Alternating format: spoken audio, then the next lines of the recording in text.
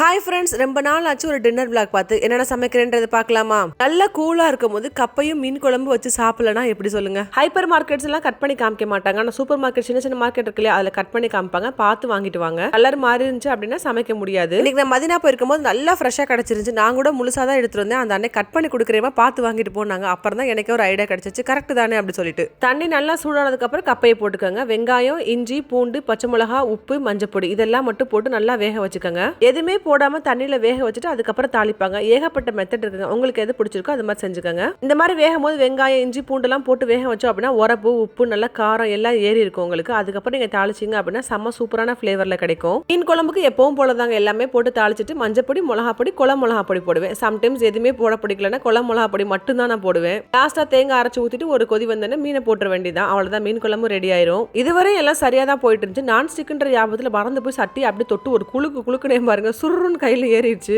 கிச்சன்ல எப்பவுமே இந்த மாதிரி ஆரோ கோளாரம் சம்பவங்கள் நிறைய நடக்கும். இன்னைக்கு எனக்கு நடந்துச்சு. கப்பைக்கு வந்து இந்த லாஸ்டா கொடுக்குற தாளிப்பு வந்து ரொம்ப முக்கியங்க. மெயினா வந்து தேங்காய் எண்ணெய் தான் செய்யணும். எண்ணெய் நல்லா சூடானோடனே கடுகு உளுந்து கருவேப்பிலை போட்டுக்கோங்க. வரமிளகா, சின்ன வெங்காயம், பூண்டு நல்லா தட்டி சேர்த்துக்கோங்க. அதோட அரோமா சூப்பரா இருக்கும். நல்லா பெரட்டி விட்டுட்டு நிறைய தேங்காய் பூ போட்டுக்கோங்க. 2 ரூபாய்க்கு கப்பை வாங்கி இவ்வளவு பெரிய வேலை செய்ய சொல்றீங்களா அப்படின்னு நினைக்காதீங்க. கண்டிப்பா ஒன் டைம் இந்த காம்போல ட்ரை பண்ணி பாருங்க. செம்ம சூப்பரா இருக்கும். பிளெயின் கப்பை மிளகா சட்னி யாருக்கெல்லாம் இந்த காம்போ ரொம்ப பிடிக்கும்ன்றது கமெண்ட் பண்ணுங்க. அப்படியே பேஜை மறக்காம ஃபாலோ பண்ணிட்டு உங்க ஃப்ரெண்ட்ஸ் அண்ட் ஃபேமிலி கூட ஷேர் பண்ணிக்கோங்க.